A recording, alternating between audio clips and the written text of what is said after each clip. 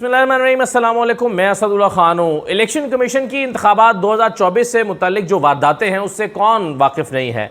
किस तरह से इलेक्शन को मैनिपुलेट किया गया, कैसे पहले इलेक्शन ना कराने के बहाने बनाए गए। जब 2023 में इंतखाबात कराने थे, 2 असम्बलियाँ तोड़ी गई, इंतखाबात ना कराने के लिए कैसे कैसे बहाने घड़े गए। अपना वकील सुप्रीम कोर्ट में खड़ा किया जाता रहा, कहा जाता रहा इलेक्शन नहीं करा सकते, अलग अलग इलेक्शन होंगे तो ये मसाइल होंगे। आइन और कानून को एक साइड पर रख कर न जाने कैसे कैसे बहाने घड़े गए। बिलाखिर जब इलेक्शन कमीशन को हुक्म हुआ कि अब इलेक्शन करा दिए जाएं, तो जिस अंदाज में कराए गए वो पूरी दुनिया को पता चल चुका है। पूरी दुनिया में जग हंसाई हो चुकी है। पाकिस्तान के इंतखाबात को लेकर अमेरिका तक में एक तशवीश की लहर पाई जाती है, और बाकी मुल्कों में भी। और जहाँ जहाँ जिन जिन मुल्कों के पाकिस्तान में सफारत खाने मौजूद हैं, वो सब ये राय रखते हैं कि पाकिस्तान में इलेक्शन नहीं हुए, पाकिस्तान में सिलेक्शन हुई है।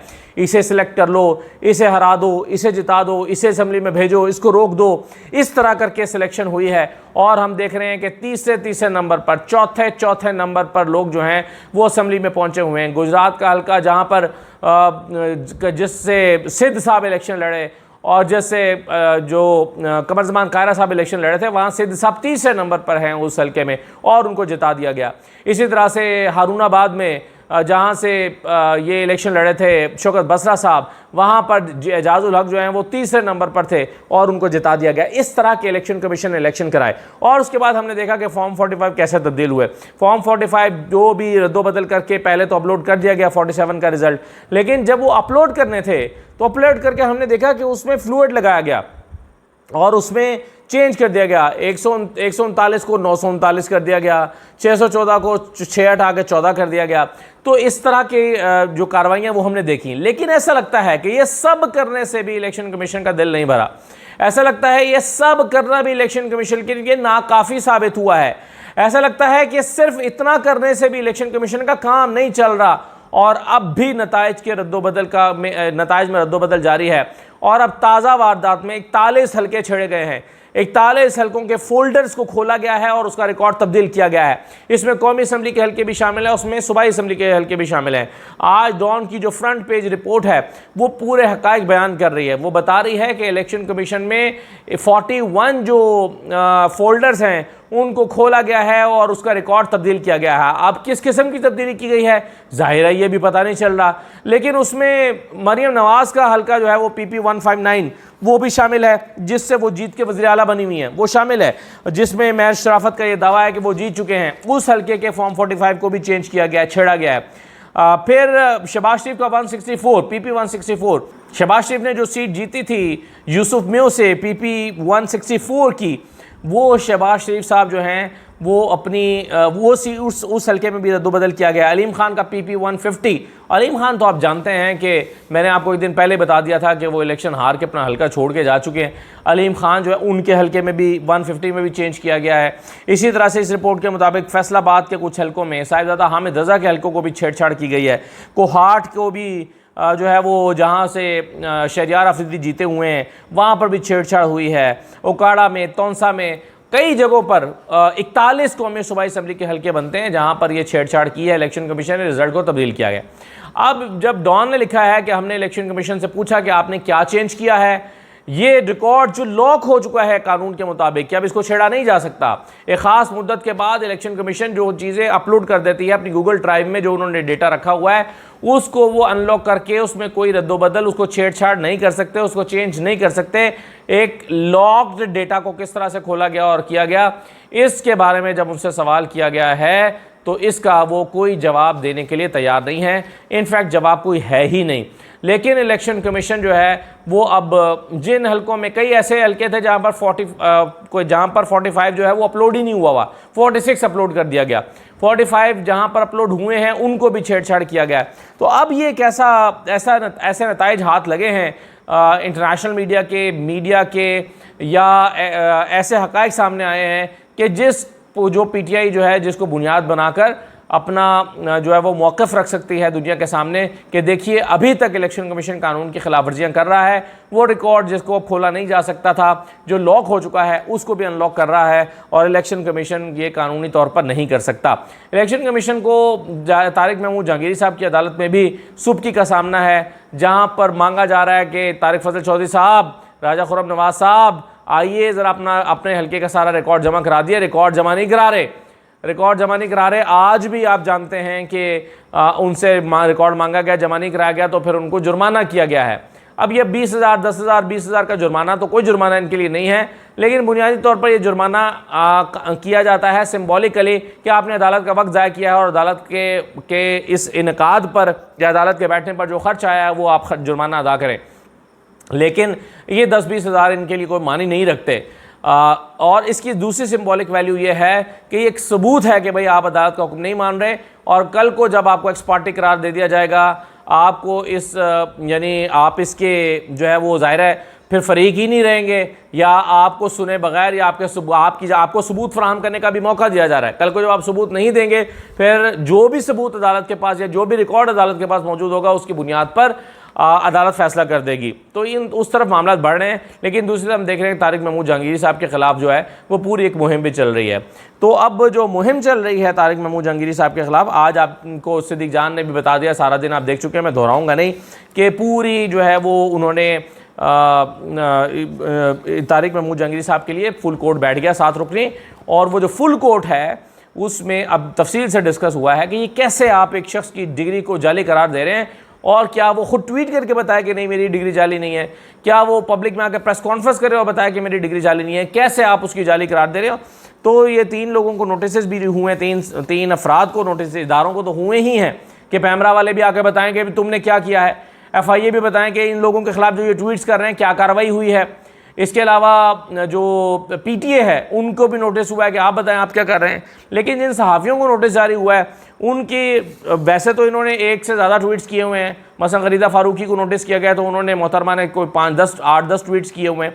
लेकिन एक ट्वीट हसन अयूब का ज़रा आप देख लीजिए, बल्कि पहले गरीदा का देख लीजिए, कि जिसमें वो लिखती हैं कि इस्लामाबाद हाई कोर्ट के जस्टिस तारिक महमूद जहांगीरी की जाली डिग्री के हवाले से तमाम असल दस्तावेज़ात, ये सहाफ़ी आमतौर पर जब तक चीज़ें साबित ना हो जाएं उसको मुबैना मुबैना कह का लफ्ज़ इस्तेमाल करता है, लेकिन इन्होंने ये तकल्लुफ़ भी नहीं किया कि इससे मुबैना जाली डिग्री कह दें। उन्होंने कहा कि तारिक महमूद जहांगीरी की जाली डिग्री, यानी साबित कर दिया, करार दे दिया कि ये जाली डिग्री है, और ऐसे जैसे कि इनको यकीन है जैसे कि अदालत से डिक्लेयर कर दिया गया हो कि ये जाली डिग्री है। तो उन्होंने कहा कि इस्लामाबाद हाई कोर्ट के जस्टिस तारिक महमूद जहांगीरी की जाली डिग्री के हवाले से तमाम असल दस्तावेज़ात नीचे दी गई हैं। जाली डिग्री पर कोई कैसे जज की आला तरीन ओहदे पर पहुंच सकता है, एहतसाब तो लाजमी होना चाहिए, जाली डिग्री रखना तो कानून की नज़र में संगीन जुर्म है और मुर्तकिब लोग फारिग हो जाते हैं, फैसला सुना दिया गया। और कुछ और ट्वीट्स में इन्होंने पूरा जो है ना वो बताया कि ये कहाँ से पढ़े, कहाँ पर आए, क्या इनका रिकॉर्ड है, कहाँ से तालीम हासिल की, कहाँ से इन्होंने पेपर दिए, क्या इनका नाम, रोल नंबर क्या था, ये सारा रिकॉर्ड। वैसे मैं आपको इनके बारे में ये बता दूँ, चंद लोगों के बारे में, कि इनको जैसे भेजा जाता है ये कॉमा और फुल स्टॉप को तब्दील किए बगैर वैसे का वैसे छाप देते हैं, और उसमें कोई तब्दीली करना भी पसंद नहीं करते कि उनको जुमले ही तब्दील कर लें। तो ऐसा कई मरतबा हो चुका है। माजी की कई ट्वीट्स में एक जो है वो 4 लोगों ने, 6 लोगों ने एक ही जैसी ट्वीट बगैर, यानी कि जहाँ जैसे आई फॉरवर्डेड एज रिसीव्ड वाली सूरत हाल। तो नीचे इन्होंने अपनी तरह अपने तई डॉक्यूमेंट्स भी दिए हुए हैं। अच्छा, फिर ये डॉक्यूमेंट्स देखें ना, कैसे दिलचस्पी की बात है कि ये अचानक ये डॉक्यूमेंट्स हसन अयूब साहब के पास आए, गरीदा फारूकी के पास आए, और चंद हम ख्याल लोगों के पास आ गए, और इन्होंने वो डॉक्यूमेंट सारे छाप दिए तहकीक किए बगैर। फिर इसी तरह से हमारे दोस्त जो हैं हसन अयूब हैं, वो लिखते हैं कि इस्लामाबाद के 3 हल्कों में मुबैना धांधली का मुकदमा सुनने वाले मुअज़्ज़िज़ जज साहब की अपनी LLB की डिग्री मुबैना जाली करार दी जा रही है, यानी मुबैना धांधली केस की समाअत मुबैना जाली डिग्री वाला कर रहा है।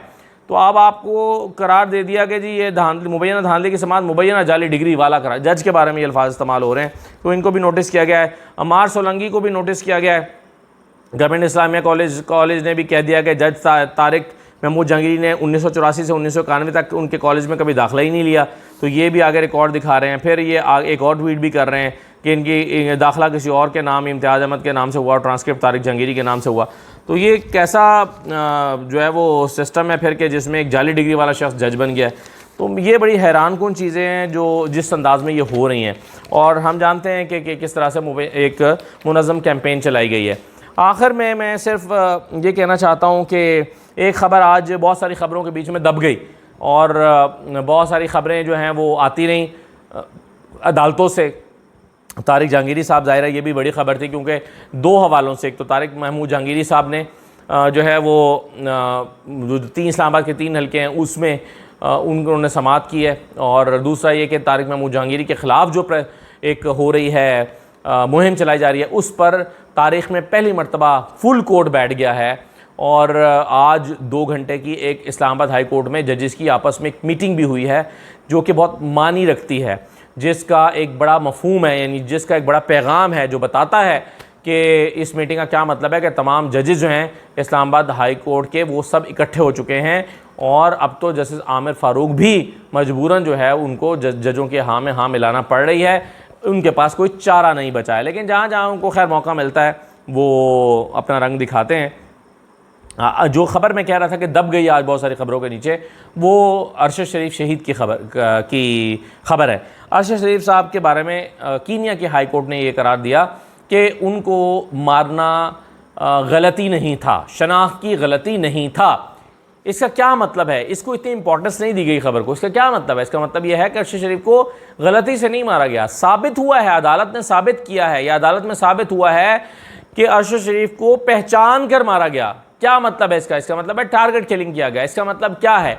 इसका मतलब है कि अरशद शरीफ को कत्ल किया गया, और ये कत्ल जाहिर है कीनिया में उनकी किसी से कोई ज़ाती दुश्मनी नहीं थी।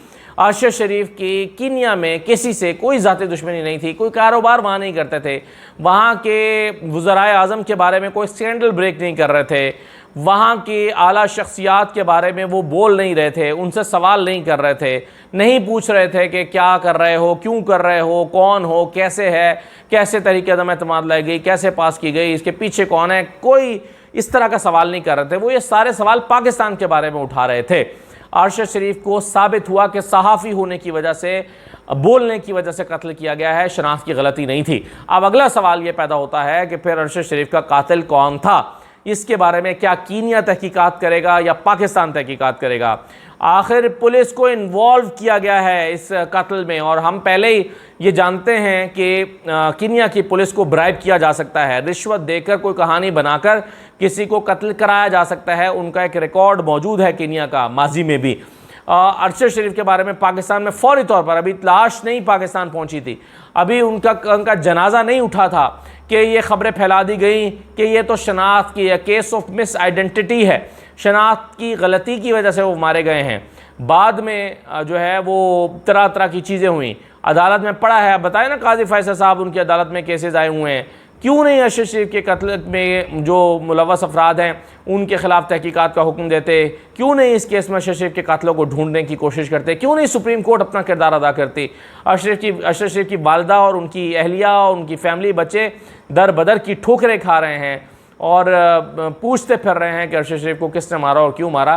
क्यों नहीं पाकिस्तान के इदारे उठते? कीनिया की अदालत से आखिर ये आ गया है कि वो गलती से नहीं मारा गया। इसका मतलब है कि जानबूझ के मारा गया है, सोच समझ के मारा गया है, ढूंढ के मारा गया है, शनाख्त करके मारा गया है। तो फिर अब सवाल है कि आखिर किसने मारा, क्यों मारा? क्या इस सवाल का जवाब अब देना फ़र्ज़ नहीं हो गया पाकिस्तान के इदारों पर कि जो इस कत्ल के का सुराग ढूंढने के पाबंद इदारे हैं? इजाज़त दीजिए, अल्लाह हाफ़िज़।